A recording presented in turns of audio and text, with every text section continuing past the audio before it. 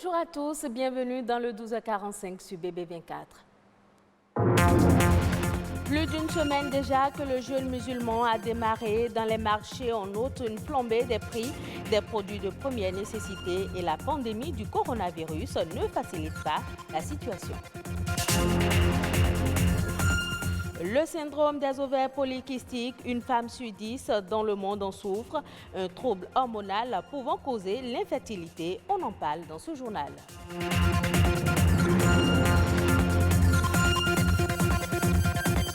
Les mannequins ne sont pas encore estimés à leur juste valeur et pourtant ils sont un maillon important dans la promotion des produits de la mode. John Meda Sodoku nous dira pourquoi dans un instant.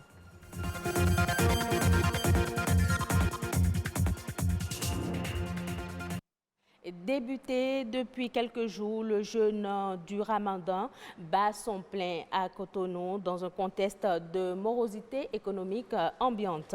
Dans les marchés, les prix de certaines denrées alimentaires de première nécessité ont légèrement augmenté comme d'habitude et la pandémie du coronavirus ne semble pas faciliter un bon jeûne pour la communauté musulmane. Louis Koudogbo, Ulvaïs Balogun.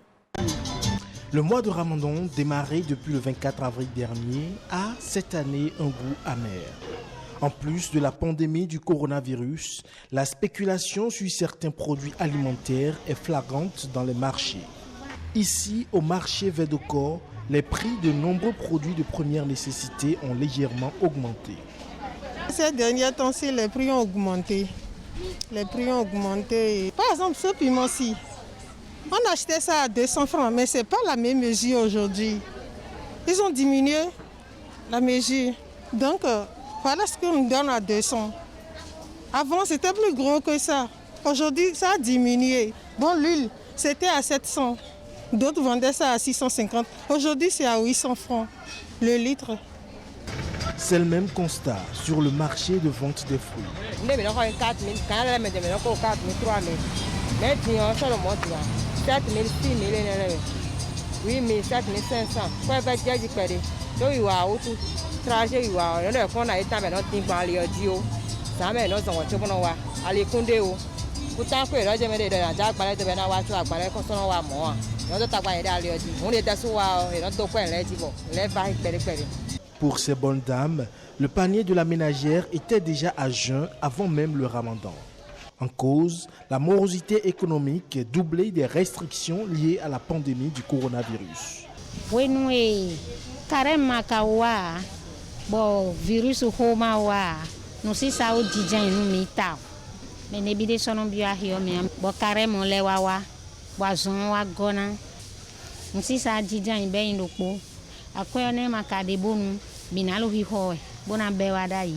Benaro hiko ane virus oni kadija ine de agbanle na wa gbombo wa fi o efewu de karo ayile o ye unko edeji kale mo wa sombo le fiaria le ko fiari chebo kale mo wa do mele do tuntan ya me na khonu wa mi na kho de suo e wu fe nu ye mi de suo mi do wu fe se we town da ki o me aki me fi dion de wa gbon de ya mi ten pomble mo no pere obi no pele but à quoi déjà il y a quand même tomele blanule bonu wa ronto zanzan kaka ya dion en o sang tambala metuna oya tion amaga kasno ko no mi do mi no kon ka wa san ko bo san ko mi level bengi ntilo yiwe ado de do meleni ma se po me do meleni ma khondu o ko ne la bi po ntilo mi machine mi ya nti. Entre spéculation, hausse des prix de certains produits, pandémie de coronavirus et crise économique ambiante, ce mois de Ramadan s'annonce particulièrement éprouvant pour la communauté musulmane. Le syndrome des ovaires polykystiques, également appelé dystrophie ovarienne, touche une femme sur 10 dans le monde entier de nos jours. Les femmes souffrent de ce trouble hormonal responsable de l'infertilité chez la gente féminine. Le syndrome des ovaires polykystiques engendre aussi des symptômes très variables d'une femme à une autre. Ziad Olatundi, gynécologue obstétricien, nous en parle dans ce reportage de Amandine Agnamboussou.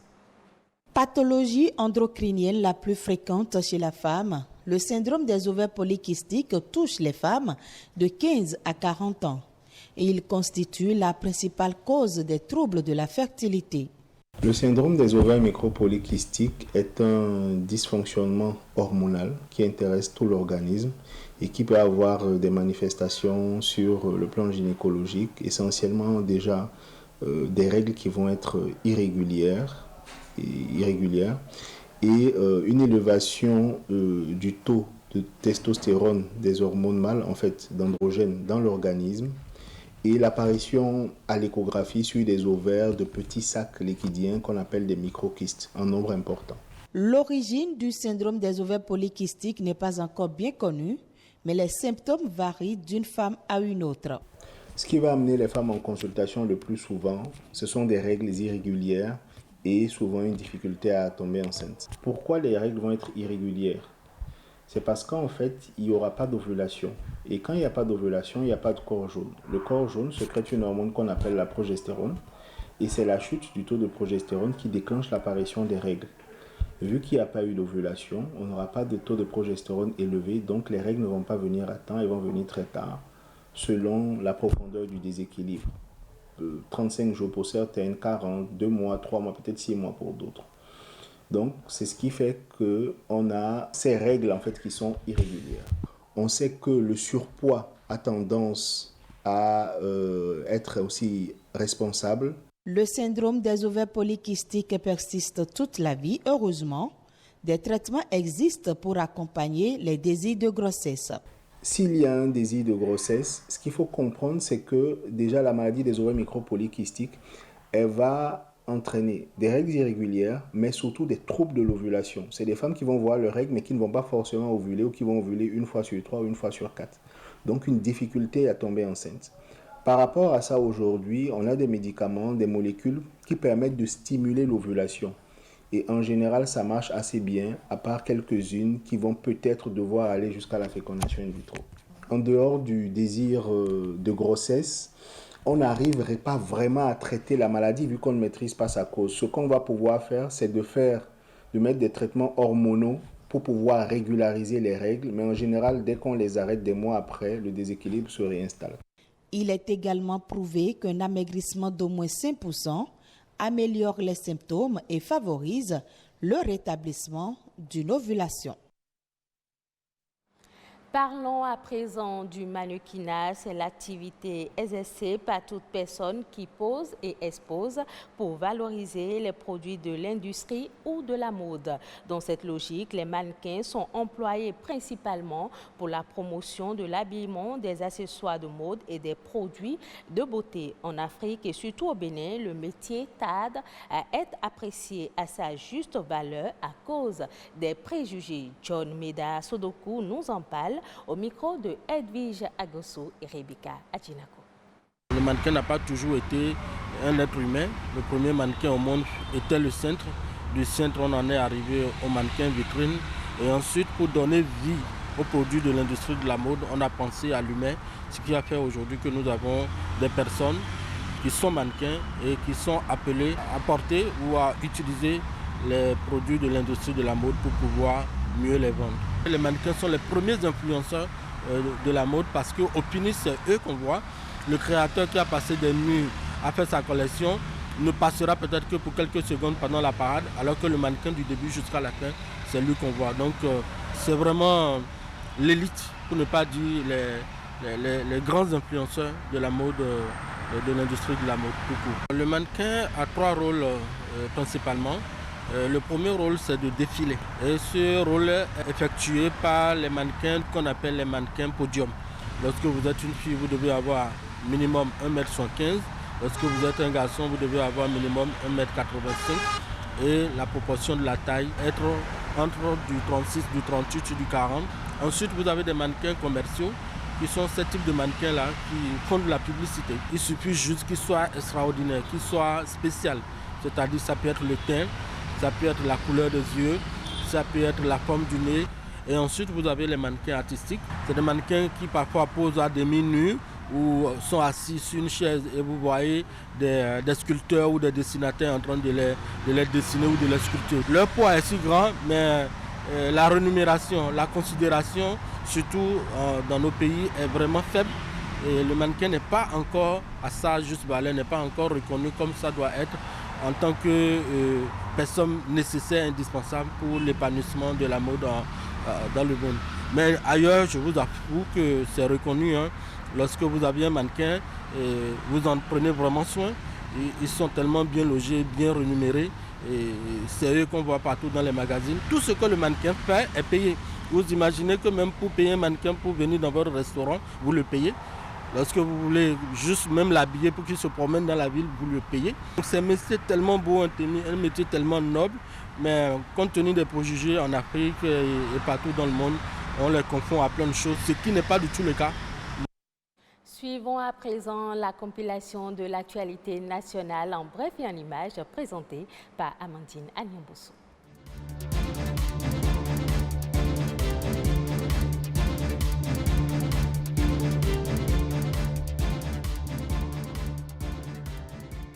Le Bénin enregistre un total de 242 cas confirmés de coronavirus à la date du 7 mai 2020 avec 178 personnes sous traitement, 62 personnes guéries et 2 décès.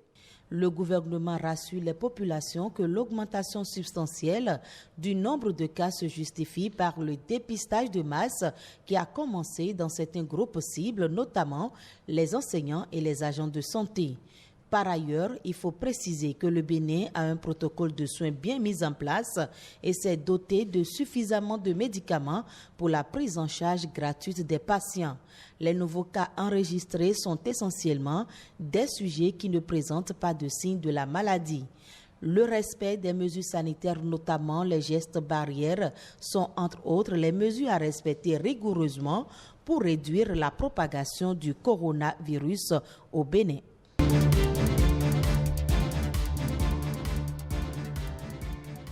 La vie va reprendre progressivement son cours normal au Bénin à partir du 11 mai 2020. En première ligne, les élèves, étudiants et les enseignants. Le Conseil des ministres du 6 mai a approuvé les modalités de reprise des classes. Au niveau du primaire, sont concernés les écoliers du cours moyen deuxième année CM2, les élèves des collèges et lycées et les étudiants. Pendant ce temps, les autres écoliers du cours d'initiation CI au cours moyen première année CM1 vont rester chez eux.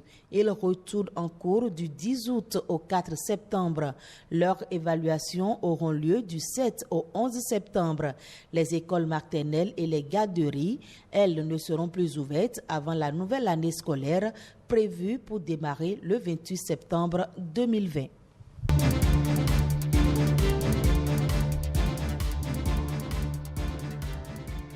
Le Conseil des ministres a également autorisé la levée du cordon sanitaire à compter du 11 mai 2020, mais des restrictions restent en vigueur. Le Conseil des ministres a en effet décidé d'un retour progressif à la vie normale tout en imposant certaines mesures. Il s'agit notamment de la fermeture des églises, mosquées et tout autre lieu de culte. L'interdiction de circuler des bus et minibus de transport en commun reste aussi en place. Demeure en vigueur le port obligatoire des masques en tout lieu, le lavage systématique des mains à l'eau et au savon ou la désinfection des mains par une solution hydroalcoolique, l'observance de la distance de sécurité sanitaire d'1 mètre au minimum entre personnes, la fermeture des bars, discothèques, plages et autres lieux de réjouissance, l'autorisation des rassemblements non festifs et des cérémonies d'inhumation ne regroupant pas plus de 50 personnes et l'autorisation de circulation pour les véhicules de transport de marchandises.